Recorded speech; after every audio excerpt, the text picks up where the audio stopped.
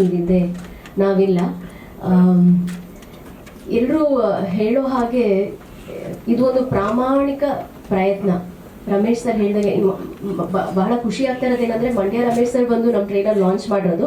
ಯಾಕಂದರೆ ನಾನು ಮಾಡಿದಂತಹ ಮೊದಲನೆಯ ಸಿನಿಮಾ ಮೀರಾ ಮಾಧವ ರಾಘವದಲ್ಲಿ ನಾನು ಅವರು ಪೇರ್. ಸೊ ಹಾಗಾಗಿ ಇವತ್ತು ನನಗೆ ಬಹಳ ಖುಷಿ ಆಗ್ತಾ ಇದೆ ಅವ್ರು ನಮ್ಮ ಟ್ರೇಲರ್ ಲಾಂಚ್ ಮಾಡಿರೋದು. ಅಷ್ಟು ಒಂದು ಒಳ್ಳೆ ಮನಸ್ಸಿನ ಹೃದಯದ ಪ್ರತಿಭಾನ್ವಿತ ಕಲಾವಿದರನ್ನ ಪೋಷಣೆ ಮಾಡುವಂಥವ್ರು ಅವರು. ಸರ್ ಧನ್ಯವಾದಗಳು. ಆ್ಯಂಡ್ ಈ ಸಿನಿಮಾದ ಬಗ್ಗೆ ಹೇಳಬೇಕು ಅಂದರೆ ವಿನಯ್ ಅವರು ಫಸ್ಟ್ ಆಫ್ ಆಲ್ ಬಂದು ಅವ್ರು ಪ್ರೆಸೆಂಟ್ ಮಾಡಿದ ರೀತಿನೇ ತುಂಬ ಚೆನ್ನಾಗಿತ್ತು. ಕಥೆಯನ್ನು ನರೇಟ್ ಮಾಡಿದ್ದು ಹೀಗೆ ಬರುತ್ತೆ ಈ ಥರ ಅಂತ. ಆ್ಯಂಡ್ ಕತೆ ಚೆನ್ನಾಗಿತ್ತು. ನಾನು ಹೀರೋ ತಾಯಿಯ ಪಾತ್ರ, ಇದಕ್ಕೆ ನಿಮ್ಮನ್ನ ಬಿಟ್ಟರೆ ನಾನು ಯಾವ್ದು ಆಪ್ಷನ್ನೇ ಇಟ್ಕೊಂಡಿಲ್ಲ ಅಂತ ಹೇಳಿದ್ರು. ಸೊ ಅದಕ್ಕೆ ಇದು ನನಗೆ ಸಂತೋಷ ಆಯಿತು ಅಂತ ಹೇಳ್ಬೋದು. ಅನದರ್ ಹೈಲೈಟ್ ಅಂತ ಹೇಳಿದ್ರೆ ಇಡೀ ಚಿತ್ರದಲ್ಲಿ ನೀವು ನೋಡುವಂತಹ visuals amazing and beautiful work by ನಮ್ಮ DOP ಭರತ್ ಅವರು. ಆ್ಯಂಡ್ ಎಷ್ಟು ಚೆನ್ನಾಗಿ ಸೌಂಡ್ ಆಗ್ತಾ ಇದೆ ಅಂದರೆ ಅದಕ್ಕೂ ಕೂಡ ಸ್ಟೀವನ್ ಅವರು ಕಾರಣ. ಇವರು ತುಂಬ ಚೆನ್ನಾಗಿ ಎಲ್ಲ ಏನು ಹೇಳ್ತಾರೆ ಟೆಕ್ನಿಕಲ್ ಕ್ರೂ ಏನಿದೆ ತುಂಬ ಚೆನ್ನಾಗಿ ಒಂದು ಟೀಮ್ ಮಾಡಿಕೊಂಡು ಯೂನಿಟ್ ಮಾಡಿಕೊಂಡು ಇದನ್ನು ಮುಂದೆ ತಂದಿದ್ದಾರೆ. ಆ್ಯಂಡ್ ನನ್ನ very dear friend Nagendra Aras sir ಜೊತೆ ಕೆಲಸ ಮಾಡಿದ್ದು ಕೂಡ ಬಹಳ ಸಂತೋಷ. ಆ್ಯಂಡ್ ದಿಶಾ ಜೊತೆ ನನ್ನ ಮೊದಲನೇ cinema. She is looking very pretty and beautiful. ಒಟ್ಟಾರೆ ಹೇಳಬೇಕಂದ್ರೆ ಒಂದು ವಿಜುವಲ್ ಟ್ರೀಟ್. ಕಥೆ ಚೆನ್ನಾಗಿದೆ, ನೋಡೋಕೆ ಸುಂದರ ಅನ್ಸತ್ತೆ, ಕೇಳೋಕ್ಕೂ ಸುಮಧುರ ಅಂತ ಅನ್ಸತ್ತೆ. ನಿಮ್ಮಿಂದ ಒಂದು ಪ್ರೋತ್ಸಾಹ ಎಲ್ಲ ಬೇಕು. ದಯವಿಟ್ಟು ನಮ್ಮ ಚಿತ್ರವನ್ನು ಪೋಷಿಸಿ. Thank you. ಅಂದರೆ ಒಂದು ಡಿಫ್ರೆಂಟ್ ಅನ್ನೋ ಥರನೂ ಸಿಂಬಲು. ಯಾಕಂದರೆ ಒಂದು ಯೂನಿಕ್ ಕಾನ್ಸೆಪ್ಟಲ್ಲಿ ಮಾಡಿರುವಂಥ ನಿರ್ದೇಶಕರು. ಸಿನ್ಸ್ ಈ ಸಿನಿಮಾದ ಬಿಗಿನಿಂಗು ಅಂದರೆ ಅವ್ರು ಏನು ಓಮ್ ಅಂತ ಬರೆದುಬಿಟ್ಟು ಚೇಂಬರ್ಗೆ ಫಾರಮ್ ಕೊಟ್ಟು ರಿಜಿಸ್ಟರ್ ಮಾಡಿರ್ತಾರಲ್ಲ, ಸಿನ್ಸ್ ಅಲ್ಲಿಂದ ಇಲ್ಲಿವರೆಗೂ ಇದ್ದೀನಿ, ಮುಂದೆನೂ ಇರ್ತೀನಿ ಅವ್ರು ಇಟ್ಕೊಂಡ್ರೆ, ಇಲ್ಲಾಂದರೆ ಏನು ಮಾಡೋಕ್ಕಾಗಲ್ಲ. ಅದು ಒಂದು ಬ್ಯೂಟಿಫುಲ್ ಟೀಮು. ಕತೆ ಹೇಳಿದಾಗ ಮಾಮೂಲಿ ಎಲ್ಲರೂ ಹೇಳ್ದಂಗೆ ನಾನು ಸೇಮೇನೆ copy Kat.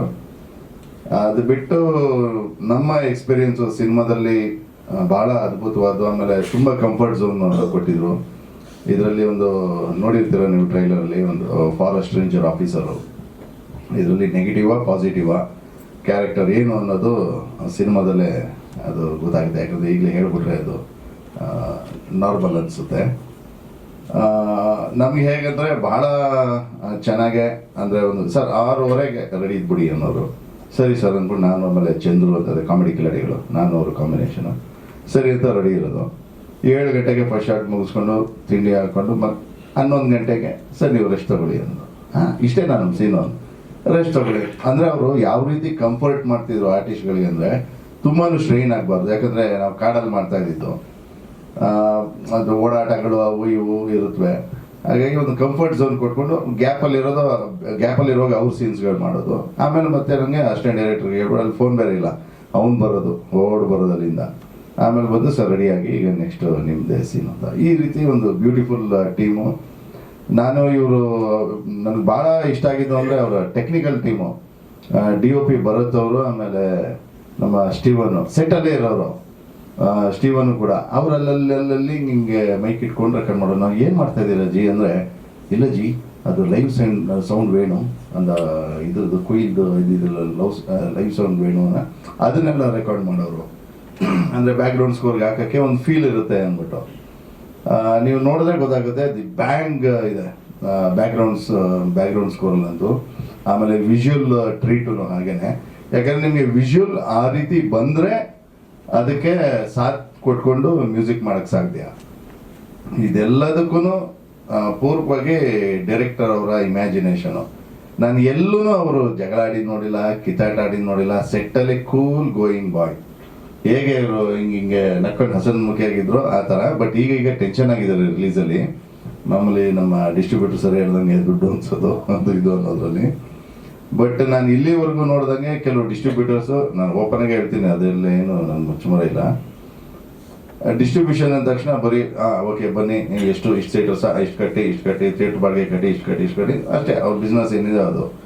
But Vijay sir ಬಗ್ಗೆ ಮೆಚ್ಚಬೇಕಾಗಿರೋದು ಅಂದರೆ ನಾವು ಯಾವಾಗ ಸರ್ನ ಅಂತ ಹೇಳ್ಕೊಂಡು ಫೈನಲ್ ಅಂತ ಮಾಡಿದಾಗ ಥ್ರೂಔಟ್ ಒಂದು ಸಿನಿಮಾ ರೆಡಿ ಆದಮೇಲೆ ಥ್ರೂಔಟ್ ಜೊತೆಲೇ ಇದ್ದಾರೆ. ಅದೇ ಸಪೋರ್ಟಿಂಗಲ್ಲಿ ಯಾವ ರೀತಿ ಈ ರೀತಿ ಮಾಡಿ, ಆಮೇಲೆ ಪ್ರಮೋಷನ್ ಆ್ಯಕ್ಟಿವಿಟೀಸಲ್ಲಿ ಪಾಪ ಹೇಳ್ದಂಗೆ ಅದೇ ಅವ್ರದ್ದು ಫೈನಾನ್ಷಿಯಲಿ ಸಮಸ್ಯೆಯಲ್ಲಿ ಇದ್ದಾರೆ, ಗೊತ್ತು ರಿಲೀಸು ಟೈಮಲ್ಲೇ ಯಾವ ರೀತಿ ಅಂತ. ಬಟ್ ಇದರಲ್ಲೂ ಕೂಡ ನೀವು ಮೀಡಿಯಾ ಪೀಪಲ್ ಬಂದು ಒಂದು ಸಪೋರ್ಟ್ ಮಾಡ್ತಿರೋದು, ಯಾಕಂದರೆ ಇಂಥ ಒಳ್ಳೆ ಸಿನಿಮಾಗಳು ಬರಬೇಕು. ಸಮಸ್ಯೆ ಏನಂದರೆ ಕೆಲವರು ದುಡ್ಡು ಇರುತ್ತೆ, ಎಲ್ಲ ಇರುತ್ತೆ, ಪ್ರಾಡಕ್ಟ್ ಅಷ್ಟು ಮಜಾ ಇರಲ್ಲ, ಸುಮ್ಮನೆ ಅದಕ್ಕೆ ಸುರಿದು ವೇಸ್ಟು. ಬಟ್ ಇವರಲ್ಲಿ ಪ್ರಾಡಕ್ಟ್ ಇದೆ, ಬಟ್ ರೀಚ್ ಮಾಡೋದಕ್ಕೆ ಸ್ವಲ್ಪ ಕಷ್ಟ ಆಗ್ತಿದೆ. ಹಾಗಾಗಿ ಒಂದು ಕೇಳ್ಕೊಳ್ಳೋದಷ್ಟೇ, ಮೀಡಿಯಾ ಪೀಪಲ್ಸಿಂದ ಎಲ್ಲರೂ ನಮ್ಮ ಸ್ನೇಹಿತರೆ ಭಾಳ ವರ್ಷಗಳಿಂದ ನಾವು ಜರ್ನಿ ಮಾಡಿದ್ವಿ ನಿಮ್ಮ ಜೊತೆ. ಈ ಒಂದು ಚಿತ್ರಕ್ಕೆ ನಿಮ್ಮೆಲ್ಲರ ಸಪೋರ್ಟ್ ಇರಲಿ ಅಂತ ನಾನು ಕೇಳ್ಕೊತೀನಿ. ಜೈ ಹಿಂದ್, ಜೈ ಕರ್ನಾಟಕ. Thank you sir. ಮತ್ತು ತುಂಬ ಅವರು ಜೊತೆಗಿರಬೇಕು, ಬರ್ತೀನಿ ಟೀಮ್ ಜೊತೆ ಇರಬೇಕು ಅಂತ ಬಂದರು. ಅವ್ರಿಗೆ ಯಾವಾಗಲೂ ಥ್ಯಾಂಕ್ಫುಲ್ ಆಗಿರಲೇಬೇಕು. ಅದು ಎಷ್ಟು ಸತಿ ಹೇಳೋದು ಅಂತ ಹೇಳಿಲ್ಲ ಅಷ್ಟೇ. ನನಗೆ ಶೂಟಿಂಗ್ ಹೋಗೋದು ತುಂಬ ಖುಷಿ. ಅಂದರೆ ನನ್ನದಲ್ದೇನೋ ಬೇರೆ ಶೂಟಿಂಗ್ ಅಂತ ಅಂದರೆ ಗೊತ್ತಿಲ್ಲದಾದ್ರೂ ಶೂಟಿಂಗ್ ಹೋಗಿ ಸ್ವಲ್ಪ ಮುಜುಗರ. ಈಗ ನನ್ನ ಪಾತ್ರ ಇದ್ದಾಗ ಹೋಗಿ ಕೂತ್ಕೊಳ್ಳೋದು ಎಲ್ಲ ಇದೊಂದು ಅವಕಾಶ. ನನಗೆ ನಾನು ರವಿಚಂದ್ರನ್ ಪಿಕ್ಚರ್ ಮಾಡ್ತಿದ್ದಾಗ ಕೂಡ ಸುಧಾ ಪಕ್ಕದಲ್ಲಿ ಶಿವರಾಜ್ ಕುಮಾರ್ ಪಿಕ್ಚರ್ ನಡೀತಾ ಇತ್ತು. ಅಂದರೆ ನನಗೆ ಶಿವರಾಜ್ ಕುಮಾರ್ ಅವರು ತುಂಬ ಅಷ್ಟು ಅಪ್ಪಟ ಗೆಳೆಯರಾದ್ರೂ ಅವ್ರ ಜೊತೆ ಇಡೀ ವಜ್ರೇಶ್ವರಲ್ಲಿ ಕೆಲಸ ಮಾಡಿದಾಗಲೂ ಹತ್ತಿರ ಹೋಗಿ ಇವ್ರು ನಂದಲ್ಲ ಶೂಟಿಂಗು, ಅವ್ರ ಸೆಟ್ಟಿಗೆ ಹೇಗೆ ಹೋಗೋದು ಅಂತ ಅವರೆಲ್ಲ ಭಾಳ ಪ್ರೀತಿಯಿಂದ ಮಾತಾಡ್ತಾರೆ. ಕೂತ್ಕೋತಾರೆ, ತಿಂಡಿ ತೊಗೊಂಡು ಬನ್ನಿ ಅಂತ. ಆಮೇಲೆ ಆ ಥರದ ಹೊಂದಾಣಿಕೆ ತುಂಬ ಚೆನ್ನಾಗಿದೆ. ಒಬ್ಬರು ಸೆಟ್ಟಿಗೆ ಇನ್ನೊಬ್ಬರೆಲ್ಲ ಹೋಗೋದು, ನನಗೆ ಬೇರೆಯವ್ರ ಸೆಟ್ಗೆ ಹೋಗೋದೇ ಒಂದು ಮುಜುಗರ. ಆದರೂ ಈ ಸೆಟ್ಗೆ ಹೋಗಬೇಕು ತುಂಬ, ಯಾಕೆಂದ್ರೆ ಬಂದ ಪ್ರತಿ ಸರಣವೇ ಕಾಡು ಹಂಗಿತ್ತು. ಕಾಡು ಇಷ್ಟ, ಯಾವನೇ ಶುದ್ಧ ಕಲಾವಿದನಾದ್ರೂ ಅವ್ನಿಗೆ ಕಾಡು ಇಷ್ಟ ಆಗುತ್ತೆ, ಮರ ಇಷ್ಟ ಆಗುತ್ತೆ. ಅವ್ರು ಹೇಳ್ತಾರೆ ರೆಸಾರ್ಟ್ ಜಾಗ ಹೊರಗಡೆದೆಲ್ಲ ಅಲ್ಲಿ ವೀಡಿಯೋ ಹಿಂಗೆ ಶೂಟ್ ಮಾಡ್ಬಿಟ್ಟು ಅಲ್ಲಿ ಕಳಿಸೋಳು, ನನಗೆ ಹಿಂಗಿದೆ ಅಪ್ಪ ಜಾಗ ಎಷ್ಟು ಚೆನ್ನಾಗಿದೆ ನೋಡು, ತುಂಬ ಪ್ರಕೃತಿ ನಡುವೆ ನಡೀತಾ ಇರೋವಂಥ ಅವಕಾಶ. ಅಯ್ಯೋ ಎಷ್ಟು ಅದ್ಭುತವಾದ ಪಾತ್ರ. ಯಾಕೆ ಈ ಕಳ್ಳನ ಮಕ್ಕಳು ಒಳ್ಳೆ ಪಾತ್ರಕ್ಕೆ ನಾನು ಯಾರು ಕರೆಯಲ್ವಲ್ಲ, ಇಡೀ ಇಂಡಸ್ಟ್ರಿನೇ ಬಡ್ಡಿ ಮಗಕ್ಕೆ ನಾನು ಹೆಂಗೆ ಅವಜ್ಞಾಗಿ ನೋಡ್ಬಿಡ್ತಲ್ಲ ಎಲ್ಲವುದು. ನನಗೆ ಏನಕ್ಕೆ ನನ್ನ ಒಳ್ಳೆ ಪಾತ್ರಗಳಿಗೆ ಕರೆಯಲ್ಲ, ಒಳ್ಳೆ ದುಡ್ಡಿನ ಪಿಕ್ಚರ್ಗಳಿಗೆ ಕರೆಯಲ್ಲ, ಸಣ್ಣ ಪಿಕ್ಚರ್ಗಳಿಗೆ ಕರೆಯೋದು. ಆಮೇಲೆ ಏನು ಹಣೆ ಬರುವೆ ಚೆನ್ನಾಗಿಲ್ವೇನೆ ಬಡ್ಡಿ ಮಗಂದು ಅಂದ್ಕೊಳ್ಳುವೆ. ಆಮೇಲೆ ಬೇಜಾರಿಲ್ಲ, ನನಗೆ ಅದಕ್ಕೆ ಪರ್ಯಾಯವಾಗಿ ನಾನೇ ಒಂದು ಬದುಕನ್ನು ರೂಪಿಸ್ಕೊಂಡಿದ್ದರಿಂದ ನಾನು ಸಂತೋಷವಾಗಿದ್ದೀನಿ. ಹಾಂ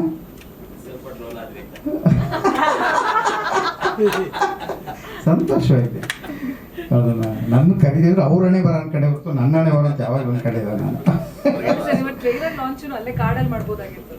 ಹೌದು, ಚೆನ್ನಾಗಿರೋದು. ಸಾಕಷ್ಟು ಈವೆಂಟ್ಸ್ ನ ಎಲ್ಲೆಲ್ಲಿ ಶೂಟ್ ಮಾಡಿದಾರೋ ಅಲ್ಲೇ ಹೋಗಿ ಮಾಡಿದ್ದಾರೆ. ಟಿ ಶರ್ಟ್ ಅನ್ಬಾಕ್ಸ್ ಮಾಡೋದು ಆ ಥರದ್ದೆಲ್ಲ ಟ್ರೆಕ್ಕಿಂಗ್ ಮಾಡ್ಕೊಂಡು ಇಲ್ಲ ಪಿಕ್ಚರ್ ಚೆನ್ನಾಗಿ ಆಗ್ತಿದ್ದಂಗೆ ಅದು ಮೇಕಿಂಗ್ ಎಲ್ಲ ಈಚೆ ಬರೋಕ್ಕೆ ಶುರುವಾಗುತ್ತವ. ಚೆನ್ನಾಗಿರುತ್ತೆ ಅಂತವೆಲ್ಲ, ಎಲ್ಲ ಕೂತಿರೋದು, ತಿಂಡಿ ತಿಂತಾ ಇರೋದು, ಬೇರೆ ಟೈಮಲ್ಲ. ಅಂದರೆ ಅವ್ರು ಊಟ ತಿಂಡಿ ಮಾಡ್ತಾ ಇರೋದು, ಓಡಾಡ್ತಾ ಇರೋದು ಕೂಡ ಆಮೇಲೆ ಎಲ್ಲ ಸುದ್ದಿ ಆಗುತ್ತಲ್ಲ. ಒಂದು ಪಿಕ್ಚರ್ ಗೆಲ್ಲತ್ತೇನು ಶುರುವಾದ ತಕ್ಷಣ, ಒಂದು ಸೀರಿಯಲ್ ಗೆಲ್ಲತ್ತೇನು ಶುರುವಾದ ತಕ್ಷಣ ಸಹಜವಾಗಿ ಅದ್ರ ಹಿಂದೆ ನಡೆದಿರೋ ಎಲ್ಲ ಮೇಕಿಂಗ್ ವಿಡಿಯೋಸ್ ಎಲ್ಲ ಹೊರಗೆ ಬರ್ತವೆ, ಚೆನ್ನಾಗಾಗ್ತವೆ. ಗೆದ್ದಾಗ ಎಲ್ಲರೂ ಅಪ್ಪ ಅಮ್ಮ ಎಲ್ಲ ಇರ್ತಾರೆ, ಸೋದಾಗ ಮಾತ್ರ ಅಪ್ಪ ಅಮ್ಮ ಇರಲ್ಲ ಅಷ್ಟೇ. ಯಾರು ಇಲ್ಲ, ಸದ್ಯಕ್ಕಿಲ್ಲ ಸರ್. ಅದು ಯಾವ ಪಿಕ್ಚರು ಯಾರು ಕರೀತಾರೆ, ಎಷ್ಟು ದುಡ್ಡು ಕೊಡ್ತಾರೆ ಅದ್ರ ಮೇಲೆ ಡಿಪೆಂಡ್ ಆಗುತ್ತೆ ಸರ್. ಹಾಂ, ಬಜೆಟ್ ಮೇಲೆ ನಿಂತಿದೆ ಈಗ. ರೇಟು ಡೇಟು ಎರಡರ ಮೇಲೂ ನಿಂತಿದೆ ಸರ್. ನಿರ್ದಾಕ್ಷಿಣ್ಯವಾಗಿ ಒಳ್ಳೆ ಪಾತ್ರ ಕೊಟ್ಟರೆ, ಒಳ್ಳೆ ಸಂಭಾವನೆ ಕೊಟ್ಟರೆ, ಒಳ್ಳೆ ರೋಲ್ ಕೊಟ್ಟರೆ, ಕೆಲಸ ಗೊತ್ತಿದ್ದವ್ರು ಕರೆದ್ರೆ ಖಂಡಿತ ಹೋಗಿ ಮಾಡ್ತೀನಿ ಸರ್.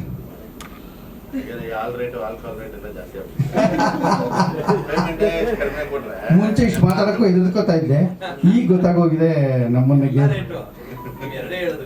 ಕಡೆಗೆ ಕೆಲಸ ಒಂದೇ ಗೆಲ್ಸೋದು. ಕೆಲಸ ಬಿಟ್ಟರೆ ಯಾವಾಗ ಹೇಳ್ತಾ ಇರ್ತೀನಿ, ಒಂದು ಸಿನಿಮಾ ರಂಗಕ್ಕೆ ಪ್ರತಿಭೆ ಬೇಕಾಗಿರೋದು 30% ಸರ್, ಸ್ಟ್ರಾಂಗ್ ಆಗಿ ಪ್ರತಿಭೆ. ಇನ್ನೊಂದು 30% ಅಪ್ಪಟ ಅವ್ನ ಶ್ರಮ, ಇನ್ನೊಂದು 30% ಅವ್ನ ನಡವಳಿಕೆ, ಕಡೆ 10% ಇದೆಲ್ಲ ಅದೃಷ್ಟ, ಅದೇ ಮುಖ್ಯ. ಈಗ ಇಷ್ಟು ಸೇರ್ಕೊಂಡ್ರೆ ಮಾತ್ರ ಒಬ್ಬನ ಗೆಲುವು, ಇಲ್ಲವರು ಖಂಡಿತ ಇಲ್ಲ ಅಂತ ನನ್ನ ನಂಬಿಕೆ. ನಾನು ನೋಡ್ಕೊಂಬಂದಿದ್ದು ಬೆಳವಣಿಗೆಯಲ್ಲಿ ಈ ಮೂರಲ್ಲಿ ಒಂದು ಮಿಸ್ ಆದರೂ ಗ್ಯಾರಂಟಿ ಹೊಡಿತಾ ಇರ್ತದೆ. ಏನೋ ತುಂಬ ಚೆನ್ನಾಗಿ ಮಾಡ್ತಾ ಇರ್ತಾನೆ, ನಡವಳಿಕೆ ಸಮಸ್ಯೆ ಇರುತ್ತೆ, ಯಾರೂ ಮಾಡಲ್ಲ. ಇನ್ನು 30 ಭಾಳ ಚೆನ್ನಾಗಿ ಪ್ರತಿಭೆನೇ ಇರಲ್ಲ, ಇನ್ನು ಮಿಕ್ಕಿದೆಲ್ಲ ಚೆನ್ನಾಗಿರುತ್ತೆ. ಸ್ವಲ್ಪ ದಿನ ಓಡ್ತಾನೆ ಅಣ್ಣ, 10% ಹೆಲ್ಪ್ ಮಾಡ್ತಾರೆ. ತುಂಬ ಜನ 10% ಹೊಡೆದವರು ಇದ್ದಾರೆ ಇಂಡಸ್ಟ್ರಿಗೆ. ನಾವು ಅದನ್ನ ನೋಡಿ ಸಂತೋಷ ಪಡ್ತಾ ಇರ್ತೀವಿ ಕನ್ನಡಿಗರು. ಇದಕ್ಕಿಂತ ಮುಂಚೆ ಹಲವಾರು ಸಿನಿಮಾಗಳು ನಟಿಸಿದ್ರು, ಹಲವಾರು ಸೀರಿಯಲ್ಗಳಲ್ಲಿ ನಟಿಸಿದ್ರು, ಎಕ್ಸ್ಪೋಸ್ ಅಂತ ಸಿಗ್ತಾ ಇರೋಂಥ ಮೊದಲನೇ ಸಿನಿಮಾ ನನ್ನದು the cinema, first baby in my. So ಅಷ್ಟು ಎಕ್ಸೈಟ್ಮೆಂಟ್ ಕಾಯ್ತಾ ಇದ್ದೀನಿ. ಇದಕ್ಕಿಂತ ಮುಂಚೆ ಶರಣ್ ಅಂದ್ರೆ ಯಾರಿಗೂ ಗೊತ್ತಿಲ್ಲ. ನಾನು ಮೂಲತಃ ಮಂಡ್ಯದವನಾದ್ರು, ರಂಗಭೂಮಿ ಕಲಾವಿದನಾದ್ರು, ಹಲವಾರು ಅವಕಾಶದಿಂದ ವಂಚಿತನಾಗಿರೋಂಥ ವಂಚಿತ ಕಲಾವಿದ ಅಂತ ಹೇಳ್ಕೊಬೋದು. ಕೆಲವೊಂದು ಸೀರಿಯಲ್ಗಳಾಗಿರ್ಬೋದು, ಸಿನಿಮಾಗಳಾಗಿರ್ಬೋದು, ಸಣ್ಣ ಸಣ್ಣ ಪಾತ್ರಗಳಲ್ಲಿ ಅಭಿನಯಿಸ್ತಾ ಬಂದಿರುವಂಥ ಕಲಾವಿದ. ಸೊ ಮೊದಲನೇದು ಇಷ್ಟು ದೊಡ್ಡ ವಿಲನ್ ರೋಲ್ ಕೊಟ್ಟಿರೋಂಥ ವಿನಯ್ ಸರ್ ಅವರಿಗೆ ತುಂಬ ಥ್ಯಾಂಕ್ ಯು ಸೋ ಮಚ್. ಈಗೇನು ಸೇರ್ಲಿಕ್ಕೇನೋ DOP ಬಗ್ಗೆ ಎಲ್ಲರೂ ಹೇಳ್ತಾನೆ ಇದ್ದಾರೆ, ಅಷ್ಟೇ ಫ್ರೆಂಡ್ಲಿ ಆಗಿರೋಂಥ DOP. ಬಿಕಾಸ್ ಆಫ್ ನನ್ನ ಕ್ಯಾರೆಕ್ಟರ್ ಬಂದಾಗೆಲ್ಲ ಎಕ್ಸ್ಪ್ಲೈನ್ ಮಾಡಿದ್ದಿಬ್ರಿಗೂ ಕನ್ವೆ ಆದರೆ ಮಾತ್ರ they are ready to take it up. ನನ್ನನ್ನು ಕನ್ವೆ ಮಾಡೋದು ಹೇಗೆ ಅಂತ ಅವ್ರಿಬ್ರಿಗೂ ತುಂಬಾ ಚೆನ್ನಾಗಿ ಗೊತ್ತಿತ್ತು. ನನ್ನನ್ನು ತುಂಬಾ ಚೆನ್ನಾಗಿ ಹ್ಯಾಂಡಲ್ ಮಾಡಿದ್ರು. ಹಾಗೆ ಈ ಸಿನಿಮಾಗೆ ನಾನು ನನ್ನ ಕಡೆಯಿಂದ ಆಗಿರೋಂಥ ಎಲ್ಲ ಎಫರ್ಟ್ ಕೊಟ್ಟಿದ್ದೀನಿ ಅಂತ ನಾನು ಅನ್ಕೊಂಡಿದ್ದೀನಿ. ಸಿನಿಮಾ ನೋಡಿ ನೀವೆಲ್ಲರೂ ಹೇಳಿದ್ರೆ ಅದು ನಮ್ಮಂತ ಹೊಸ ಕಲಾವಿದರನ್ನ ಬೆಳೆಸೋದಕ್ಕೆ ಒಂದು ಸ್ಟೆಪ್ಪಿಂಗ್ ಸ್ಟೋನ್ ಅಂತ ಹೇಳ್ಬೋದು ಅಂತ ನಾನು ಅನ್ಕೊಂಡಿದ್ದೀನಿ. ಅದರ್ವೈಸ್ ಇದಕ್ಕಿಂತ ಮೇಲೆ ಏನು ಮಾತಾಡೋದು ನನಗೆ I am so excited. Thank you so much sir. Thank you so much. Thank you sir. Harini ma'am, ಎಲ್ಲರಿಗೂ ಏನಾದರೂ ಪ್ರಶ್ನೆ?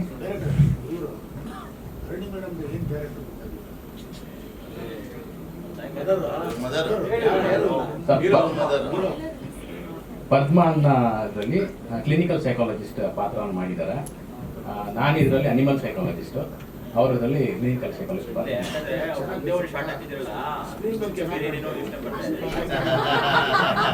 ಅವರು ಬರೀ ಒಂದೇ ಒಂದು ಸೀನ್ ಕೊಡ್ತಾರೆ, ಬೇರೆ ಒಂದು ಎಕ್ಸ್ಪ್ರೆಷನ್ ಇದೆ. ಆ ಎಕ್ಸ್ಪ್ರೆಷನ್ ಫೀಲ್ ಬೇರೆ ಏನೇನೋ ಹೇಳ್ತಾರೆ ನಮ್ಮ ತಲೆಯಲ್ಲಿ. ಬಂದ್ಬಿಡುತ್ತೆ.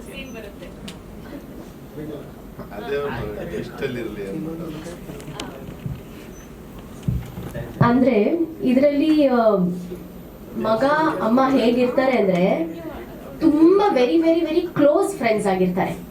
ಸೊ ಅಲ್ಲಿ ಯಾವುದೇ ಒಂದು ಮುಚ್ಚುಮರೆ ಇರೋದಿಲ್ಲ ಮಾತಾಡ್ಬೇಕಾದ್ರೆ.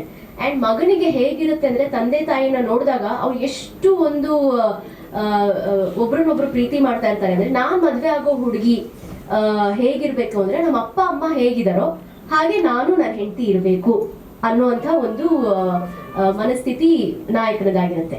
ಸೊ ಹಾಗಾಗಿ ನಾನು ನನ್ನ ಮಗನ ಪಾತ್ರ ತುಂಬಾನೇ ವೆರಿ ವೆರಿ ಕ್ಲೋಸ್ ಫ್ರೆಂಡ್ಸ್. ಈಗಿನ ಜನರೇಷನ್ ಅಲ್ಲೂ ತಗೊಂಡ್ರು ಅಮ್ಮ ಮಗ ಆಗಿರ್ಬೋದು ಸಿಕ್ಕಾಪಟ್ಟೆ ಕ್ಲೋಸ್ ಫ್ರೆಂಡ್ಸ್ ಆಗಿರ್ತಾರೆ, ಎಲ್ಲನೂ ಶೇರ್ ಮಾಡ್ಕೋತಾರೆ. ಸೊ ಹೇಳೋದೇನು ಅಂದ್ರೆ, ಸರಿ ಮಾಡು ತಪ್ಪು ಮಾಡು, ಬೇರೆಯವ್ರು ಬಂದು ನನಗೆ ಹೇಳಕ್ಕಿಂತ ಮುಂಚೆ ನೀನೇ ಬಂದು ನನಗೆ ಹೇಳು. ಅದು ದಟ್ ಇಸ್ ದ ಥಿಂಗ್. ಇಲ್ಲ, ಅದಾದ್ಮೇಲೆ ಬೇರೆ ಶಾರ್ಟ್ ಬೇರೆ ಬಂದ್ಬಿಟ್ಟಿದೆ, ಹಾಗಾಗಿ ಹಾಗಾಗಿ ಅನ್ಸತ್ತೆ. ನೀವು ಅದು ಕ್ಯೂರಿಯಾಸಿಟಿ ಹುಟ್ಟಿಸಿದೆ ಅಂದ್ರೆ ಅದು ಒಳ್ಳೇದೇ ಅನ್ಸುತ್ತೆ. ಎಸ್, ದಯವಿಟ್ಟು ನಿಮ್ಮೆಲ್ಲರ ಪ್ರೋತ್ಸಾಹ ಸಹಕಾರ ಆಶೀರ್ವಾದ ಬೇಕು. ಮೇ 16 ನಮ್ಮ ದಿ ಸಿನಿಮಾ ರಿಲೀಸ್ ಆಗ್ತಾ ಇದೆ. ದಯಮಾಡಿ ಎಲ್ಲರೂ ಚಿತ್ರಮಂದಿರಕ್ಕೆ ಬಂದು ಚಿತ್ರವನ್ನ ನೋಡಿ ಹರಸಿ ಹಾರೈಸಿ ಪ್ರೋತ್ಸಾಹಿಸಿ. ಧನ್ಯವಾದ. ಒಂದೇ ಒಂದು ಸೆಕೆಂಡು, ನಾನು ಈ ವೇದಿಕೆ ಒಂದು ಬಳಸ್ಕೊಂಡು ಒಂದು ಹೇಳ್ತೀನಿ. ಬಿಯಾಂಡ್ ದಿಸ್ ಒಳ್ಳೊಳ್ಳೆ ಪ್ರತಿಭೆಗಳಿದ್ದಾರೆ. ಈ ಕೆಲವು ಯಾರು ಈ ಸ್ಟಾರ್ ಡೈರೆಕ್ಟರ್ಸು ಸ್ಟಾರ್ ಹೀರೋಸ್ ಅಂತ ಇದ್ದಾರೆ, ಅವ್ರುಗಳು ಈ ಸಿನಿಮಾನ ನೋಡಿ ಅಟ್ಲೀಸ್ಟ್ ಒಂದು ಟ್ರೈಲರ್ ಆದರೂ ನೋಡಿದ್ರೆ ಒಳ್ಳೆ ಪ್ರತಿಭೆಗಳು ಇಬ್ಬರಿದ್ದಾರೆ. DOP ಭರತ್, ಆಮೇಲೆ ನಮ್ಮ ಸ್ಟೀವನ್ ಸತೀಶ್ ಅವರು ಒಳ್ಳೊಳ್ಳೆ ಪ್ರತಿಭೆ ಇದ್ದಾರೆ. ಇದನ್ನ ಒಂದು ಬಳಸ್ಕೊಳ್ಳಿ, ನಮ್ಮ ಇಂಡಸ್ಟ್ರಿಗೂ ಒಂದು ಒಳ್ಳೆ ಹೆಸರಾಗುತ್ತೆ. ಒಂದು ವಿಭಿನ್ನವಾಗಿ ಮಾಡಿದ್ದಾರೆ, ಕೆಲಸ ಮಾಡಿದ್ದಾರೆ, ಕಷ್ಟಪಟ್ಟಿದ್ದಾರೆ, ಚೆನ್ನಾಗೂ ಇದೆ. ಹಾಗಾಗಿ ಈ ಮುಖಾಂತರ ನಾನು ಈ ಸ್ಟೇಜ್ನ ಬಳಸ್ಕೊತಾ ಇದ್ದೀನಿ. ಯಾರ್ಯಾರು ಸ್ಟಾರ್ ಡೈರೆಕ್ಟರ್ಸು ಸ್ಟಾರ್ ಹೀರೋಸ್ ಇದ್ದೀರಾ ಅವ್ರು ಅಟ್ಲೀಸ್ಟ್ ಇದು ಒಂದು ಟ್ರೈಲರ್ ನೋಡಿ, ಸಾಧ್ಯ ಆದರೆ ಸಿನಿಮಾ ನೋಡಿ, ಅವ್ರಿಗೆ ಒಳ್ಳೆ ಪ್ರತಿಭೆಗಳಿಗೆ ಅವಕಾಶ ಕೊಡಿ. Thank you. ಸಪೋರ್ಟ್ ಮಾಡ್ತಾರೆ, ಜಸ್ಟ್ ಅವ್ರ ಜೊತೆ ಹೋಗಿ ಬಂದ್ರೆ ಮಗಳಿಗೂ ಅದು ಅಷ್ಟು ಹೆಲ್ಪ್ ಆಗುತ್ತೆ ಅಂತ ನಮಗೆ. ಎಡಿಟಿಂಗ್ ಮಾತ್ರ ನಿಮಗೆ ಕೊಡೋದು ಆ ಪರ್ಟಿಕ್ಯುಲರ್ ಎಡಿಟಿಂಗು ಅಲ್ಲ. ಈಗ ಪರ್ಟಿಕ್ಯುಲರ್ ವಾಸು ಸರ್ ಮೋಕ್ಷ ಅಂತ ಕೇಳಿ ಅಂದ್ರೆ ವಿಮರ್ಶೆ ಯಾವ ತರ ಬರೀಬೇಕು ಅಂತ ಸರ್ ಕತೆ ಬರೆದಾಗ ನಾನು ಕತೆ ಬರೀಬೇಕಾದ್ರೆ ನನ್ನನ್ನು ನಾನು ಹಾಕೊಂಡು ಬರೆದ್ಬಿಟ್ಟಿರ್ತೀನಿ. ಓಕೆ, ಈ ಸಂದರ್ಭದಲ್ಲಿ ಹೆಂಗೆ ರಿಯಾಕ್ಟ್ ಮಾಡ್ತಾನೆ ಅಂತ ಬರೆದಿದ್ದೀನಿ. ಸಿನಿಮಾಗೆ ಮುಂಚೆ ಅಂದ್ಕೊಂಡಿದ್ದು ಬೇರೆಯವ್ರನ್ನ, ಬಜೆಟ್ ಕಾರಣಕ್ಕೆ ಅದು ಮತ್ತೆ ಡಿಲೇ ಆಗಿ ಕೋವಿಡ್ ಆದಮೇಲೆ ನಾನು ಸ್ಟಾರ್ಟ್ ಮಾಡ್ಬೇಕಂತ ಪ್ಲಾನ್ ಹಾಕೊಂಡಿದ್ದು. ಇದ್ದಂಥ ಒಂದಿಬ್ಬರು ಬೇರೆ ಪ್ರೊಡ್ಯೂಸರ್ಸ್ ಬೇರೆಯವರಿದ್ರು. ಅವರು ಈಗ ಮತ್ತೆ ನಾನು ಇನ್ವೆಸ್ಟ್ ಮಾಡೋಕ್ಕಾಗಲ್ಲ ಅಂತೇಳಿ ಮತ್ತೆ ಅವರು ಹೊರಗಡೆ ಹೋದಾಗ ಮತ್ತೆ ನಾನು ಎಲ್ಲ ಸ್ನೇಹಿತರನ್ನ ಸೇರಿಸ್ಕೊಂಡು ಒಂದು ಸಣ್ಣ ಬಜೆಟ್ ಸ್ಟಾರ್ಟ್ ಮಾಡ್ಕೊಂಡ್ವಿ. ಸೊ ಅಲ್ಲಿ ಆ ಬಜೆಟ್ನೇ ಇಲ್ಲೇ ಹಾಕ್ಕೊಂಡು ಒಂದು ಬಜೆಟ್ ಸ್ವಲ್ಪ ಕಮ್ಮಿ ಆಗುತ್ತೆ. ಸೊ ಬಿಗಿನಿಂಗ್ ನಾನು ಅಲ್ಲಿ ಬೀದಿ ನಾಟಕಗಳು ಅದು ಇದು ಸ್ವಲ್ಪ ಮಾಡ್ಕೊಂಡು ಸ್ವಲ್ಪ ನನಗೂ ಟಚ್ ಇದರಿಂದ ಓಕೆ ಮಾಡೋಣ, ರಿಹರ್ಸಲ್ ಮಾಡಿಕೊಂಡು ಒಂದೊಂದೇ ಪಾತ್ರಗಳಿಗೆ ಯಾರ್ಯಾರನ್ನ ಆಯ್ಕೆ ಮಾಡ್ಕೊಳ್ಳೋದು ಅಂತ ಸ್ಟಾರ್ಟ್ ಆಯ್ತು ಅಲ್ಲಿಂದ. ಸರ್ ಮಾತುಕತೆ ನಡೀತಿದೆ ಸರ್. ಅವ್ರಲ್ಲಿ ಫಸ್ಟ್ ಪ್ರಿಫರೆನ್ಸ್ ಏನು ಕೇಳ್ತಾರೆ ಅಂದರೆ ಹೀರೋ ಪೋಸ್ಟ್ ಬಾ, ಮಾತುಕತೆ ಒಂದು ಎಲ್ಲ ಆಗುತ್ತೆ. ಸಿ ಜಿ ಕ್ವಶನ್ ಚೆನ್ನಾಗಿದೆ ಅಂತ ಹೇಳ್ತಾರೆ, ಹೀರೋ ಹೊಸಬ್ರು ಇದ್ದಾರೆ, ರಿಲೀಸ್ ಮಾಡಿ ಆಮೇಲೆ ನೋಡೋಣ. ಸೊ ಈ ಕ್ವಶನ್ ಮುಂದೆ ಹೇಳ್ತಾರೆ. ಸೊ ಆಲ್ಮೋಸ್ಟ್ ಈಗ ಎಂಡಿಂಗ್ ಬಂದಾಗ ನಮ್ಮ ಬಳಿ ರಿಲೀಸ್ ಮಾಡಲಿಕ್ಕೂ ಈಗ ಸರ್ ಕೇಳಿದೀಗ ಈಗಲೇ ನಮಗೆ ಗೊತ್ತಾಗ್ತಿರೋದು ಅಂತಂದ್ರೆ ನಾವು ಬಜೆಟ್ ಈಗ ಪ್ರಮೋಷನ್ಗೆ ಅಂತ ಹೋದಾಗ ಅವ್ರು ಕೊಡೋ ಬಜೆಟ್ ನೋಡಿನೇ ಭಯ ಆಗ್ಬಿಡುತ್ತೆ. ಯಾಕಂದ್ರೆ ಅಷ್ಟು ದೊಡ್ಡ ಬಜೆಟ್ ಇರುತ್ತೆ. ತಪ್ಪು ಅಂತ ಹೇಳ್ತಿಲ್ಲ, ಯಾಕಂದ್ರೆ ನಮ್ಮ ಬಳಿ ಅಷ್ಟು ಇರಲ್ಲ ಎಂಡಿಂಗ್ ಮೂಮೆಂಟಿಗೆ ಬಂದಾಗ.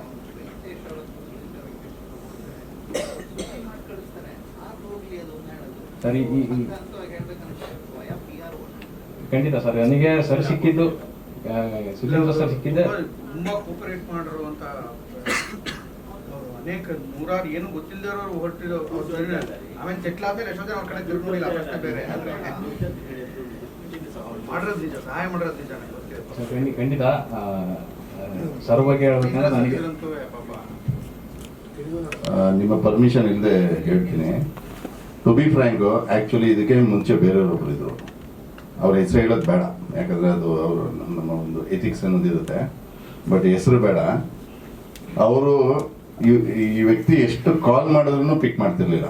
ನನಗೆ ಯಾವ್ದಾದ್ರು ಪ್ರೆಸ್ ಮೀಟಲ್ಲಿ ಸಿಕ್ಕಿದಾಗ ಏನು ರೀ ಫೋನ್ ರಿಸೀವ್ ಮಾಡಿರಿ, ಡೈರೆಕ್ಟ್ರು ಮಾಡ್ತಾರೆ, ಬೆಲೆ ಇಲ್ವೇನ್ರಿ ಡೈರೆಕ್ಟ್ರಿಗೆ ಅಂತ. ಹೌದಣ್ಣ, ಸಾರಿ ಅಣ್ಣ ಗೊತ್ತಾಗಿಲ್ಲ ಅಣ್ಣ, ಬಿಸಿ ಇದೆ ಅಣ್ಣ.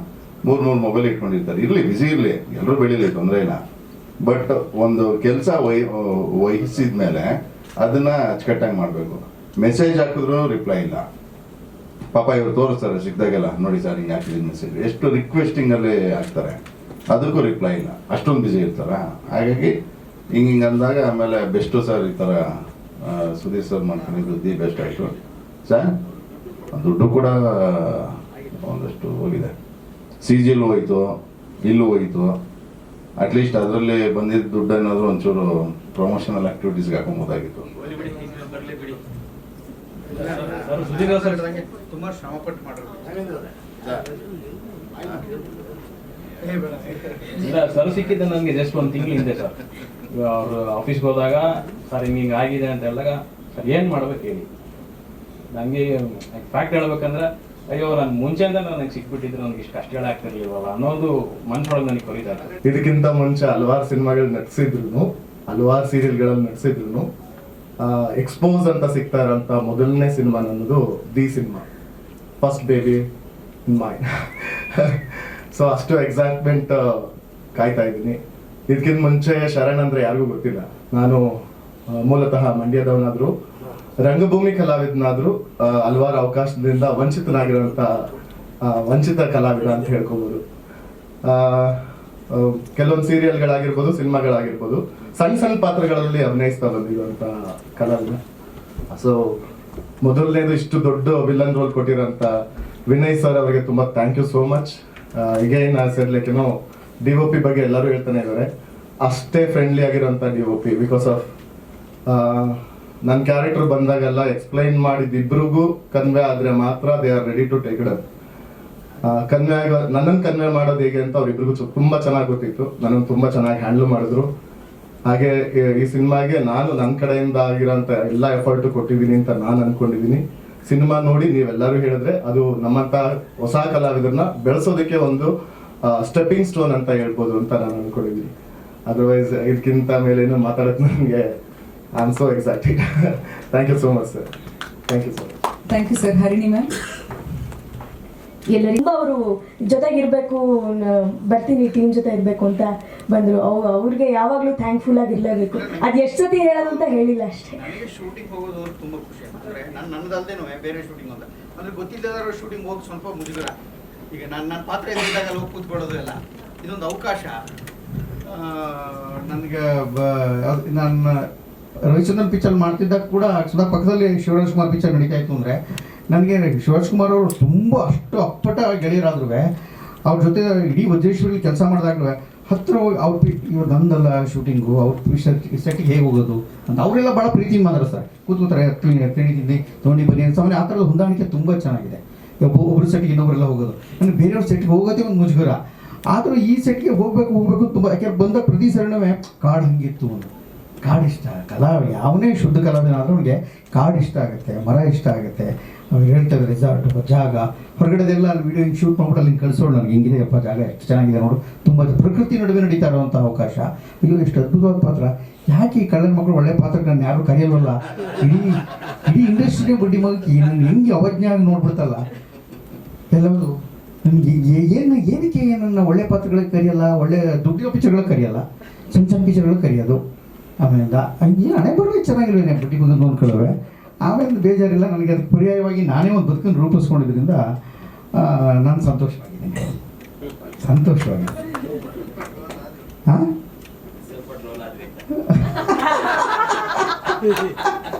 ಸಂತೋಷವಾಗಿದೆ. ಅದನ್ನು ನನ್ನ ಕರೀದಿದ್ರು ಅವ್ರ ಹಣೆ ಬರೋ ಕಡೆ ಹೊರತು ನನ್ನ ಹಣೆ ಬರೋ ಅಂತ ಯಾವಾಗ ಒಂದು ಕಡೆ ನಾನು. ಹೌದು, ಚೆನ್ನಾಗಿರೋದು. ಸಾಕಷ್ಟು ಈವೆಂಟ್ಸ್ ನ ಎಲ್ಲೆಲ್ಲಿ ಶೂಟ್ ಮಾಡಿದಾರೋ ಅಲ್ಲೇ ಹೋಗಿ ಮಾಡಿದ್ದಾರೆ. ಟಿ ಶರ್ಟ್ ಅನ್ಬಾಕ್ಸ್ ಮಾಡೋದು ಆ ಥರದ್ದೆಲ್ಲ ಟ್ರೆಕ್ಕಿಂಗ್ ಮಾಡ್ಕೊಂಡು ಇಲ್ಲ ಪಿಕ್ಚರ್ ಚೆನ್ನಾಗಿ ಆಗ್ತಿದ್ದಂಗೆ ಅದು ಮೇಕಿಂಗ್ ಎಲ್ಲ ಈಚೆ ಬರೋಕ್ಕೆ ಶುರು ಆಗುತ್ತವೆ. ಚೆನ್ನಾಗಿರುತ್ತೆ ಅಂತವೆಲ್ಲ ಎಲ್ಲ ಕೂತಿರೋದು, ತಿಂಡಿ ತಿಂತಾ ಇರೋದು ಬೇರೆ ಟೈಮಲ್ಲೆಲ್ಲ. ಅಂದರೆ ಅವ್ರು ಊಟ ತಿಂಡಿ ಮಾಡ್ತಾ ಇರೋದು, ಓಡಾಡ್ತಾ ಇರೋದು ಕೂಡ ಆಮೇಲೆ ಎಲ್ಲ ಸುದ್ದಿ ಆಗುತ್ತಲ್ಲ. ಒಂದು ಪಿಕ್ಚರ್ ಗೆಲ್ಲುತ್ತೇನು ಶುರು ಆದ ತಕ್ಷಣ, ಒಂದು ಸೀರಿಯಲ್ ಗೆಲ್ಲುತ್ತೇನು ಶುರು ಆದ ತಕ್ಷಣ ಸಹಜವಾಗಿ ಅದ್ರ ಹಿಂದೆ ನಡೆದಿರೋ ಎಲ್ಲ ಮೇಕಿಂಗ್ ವಿಡಿಯೋಸ್ ಎಲ್ಲ ಹೊರಗೆ ಬರ್ತವೆ, ಚೆನ್ನಾಗಾಗ್ತವೆ. ಗೆದ್ದಾಗ ಎಲ್ಲರೂ ಅಪ್ಪ ಅಮ್ಮ ಎಲ್ಲ ಇರ್ತಾರೆ, ಸೋದಾಗ ಮಾತ್ರ ಅಪ್ಪ ಅಮ್ಮ ಇರಲ್ಲ ಅಷ್ಟೇ. ಯಾರು ಇಲ್ಲ ಸದ್ಯಕ್ಕಿಲ್ಲ ಸರ್. ಅದು ಯಾವ ಪಿಕ್ಚರು ಯಾರು ಕರೀತಾರೆ, ಎಷ್ಟು ದುಡ್ಡು ಕೊಡ್ತಾರೆ ಅದ್ರ ಮೇಲೆ ಡಿಪೆಂಡ್ ಆಗುತ್ತೆ ಸರ್. ಬಜೆಟ್ ಮೇಲೆ ನಿಂತಿದೆ ಈಗ, ರೇಟು ಡೇಟು ಎರಡರ ಮೇಲೂ ನಿಂತಿದೆ ಸರ್. ನಿರ್ದಾಕ್ಷಿಣ್ಯವಾಗಿ ಒಳ್ಳೆ ಪಾತ್ರ ಕೊಟ್ಟರೆ, ಒಳ್ಳೆ ಸಂಭಾವನೆ ಕೊಟ್ಟರೆ, ಒಳ್ಳೆ ರೋಲ್ ಕೊಟ್ಟರೆ, ಕೆಲಸ ಗೊತ್ತಿದ್ದವ್ರು ಕರೆದ್ರೆ ಖಂಡಿತವಾಗಿ ಮಾಡ್ತೀನಿ ಸರ್.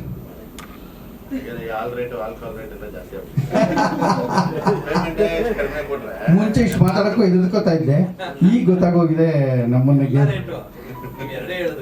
ಕಡೆಗೆ ಕೆಲಸ ಒಂದೇ ಗೆಲ್ಸೋದು. ಕೆಲಸ ಬಿಟ್ಟರೆ ಯಾವಾಗ ಹೇಳ್ತಾ ಇರ್ತೀನಿ, ಒಂದು ಸಿನಿಮಾ ರಂಗಕ್ಕೆ ಪ್ರತಿಭೆ ಬೇಕಾಗಿರೋದು 30% ಸರ್, ಸ್ಟ್ರಾಂಗ್ ಆಗಿ ಪ್ರತಿಭೆ.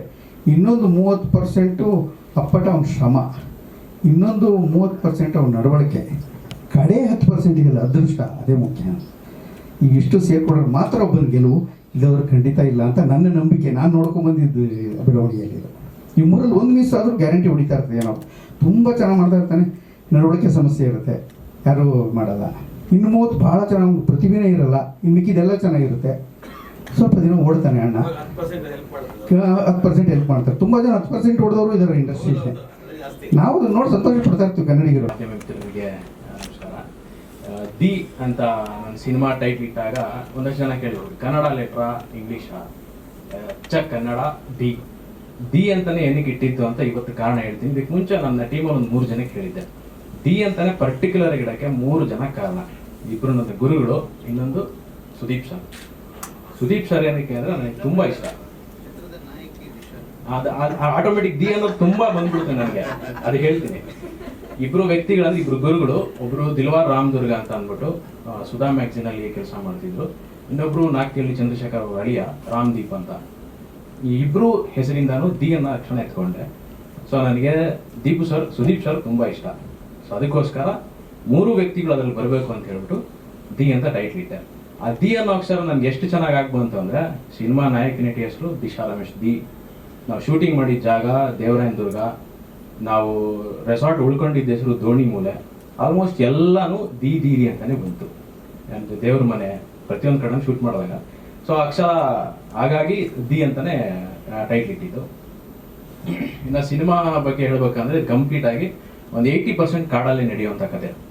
ಕಾಡಲ್ಲಿ ಏನು ನಡೆಯೋ ಕತೆ ಅಂತ ಅಂದರೆ, ಈಗಿನ ಜನ್ರೇಷನ್ ಮ್ಯಾಕ್ಸಿಮಮ್ ಏನಂದರೆ ಒಂದು ಟ್ರಕ್ಕಿಂಗ್ ಹೋಗ್ಬೇಕು ಅಂದರೆ ಹೊರಗೆ ಹೋಗೇ ಹೋಗ್ತಾರೆ.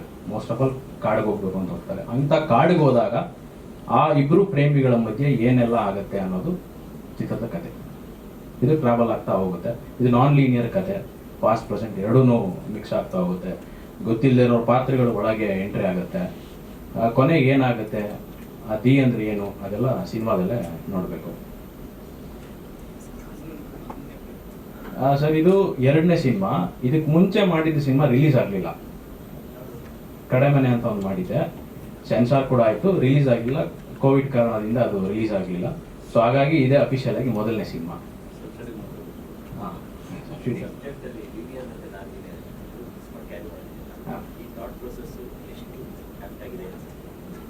ನನಗೆ ಈ ಥರ ಅಂದರೆ ಸರಳವಾಗಿ ಕಥೆಗಳನ್ನ ಹೇಳ್ಕೊಂಡು ಹೋಗೋದಕ್ಕಿಂತ ನಾನ್ ಲೀನಿಯರ್ ಕತೆ ಹೇಳಿದ್ರೆ ಅವ್ರ ತಲೆಗೆ ಸ್ವಲ್ಪ ಒಳ ಬಿಟ್ಟಂಗಾಗುತ್ತೆ. ನೋಡ್ತಾರೆ, ಕ್ಯೂರಿಯಾಸಿಟಿ ಹುಟ್ಟತ್ತೆ, ಇದನ್ನ ಅವರೇ ಲಿಂಕ್ ಮಾಡ್ಕೋತಾರೆ, ಇದಲ್ಲ ಆಗಿದ್ದು ಅನ್ನೋದು. ಸೊ ಚಿತ್ರಕಥೆ ಬರಿಬೇಕಾದ್ರೆ ಅದನ್ನ ನಾನ್ ಲೀನಿಯರ್ಲೇ ಬರೆಯೋಣ, ಸರಳವಾಗಿ ಹೇಳೋದು ಬೇಡ, ಅದು ಸ್ವಲ್ಪ ಪಾಸ್ಟ್ ಪ್ರೆಸೆಂಟ್ ಎರಡೊಂದು ಮಿಸ್ ಮಾಡ್ಕೊಂಡು ಬರೆಯೋಣ ಅಂತ ಅಂದ್ಕೊಂಡು ಬರೆದಿದ್ದೆ ಆ ಕತೆ.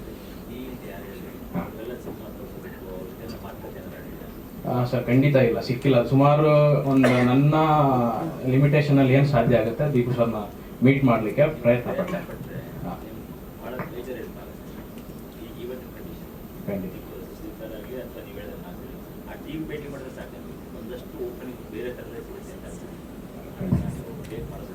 ಖಂಡಿತ ಸರ್, ನಾನು ಪ್ರಯತ್ನ ಪಟ್ಟಿದ್ದು, ಸ್ಟಿಲ್ ಪಡ್ತಾ ಇದ್ದೀನಿ. ಆ್ಯಕ್ಚುಲಿ ಬೇರೆ ಏನೋ ಅನ್ಕೊಂಡಿದ್ದೆ, ಬಟ್ ಅದಾಗಲಿಲ್ಲ ನನ್ನ ಕೆಲವೊಂದು ಅಡಕು ತೊಡಕುಗಳಿಂದ. ಬಟ್ ಇನ್ನು ಸ್ವಲ್ಪ ದಿನದಲ್ಲಿ ಮ್ಯಾಕ್ಸಿಮಮ್ ಪ್ರಯತ್ನ ಪಡ್ತೀನಿ ಸರ್ ಅವ್ರನ್ನ.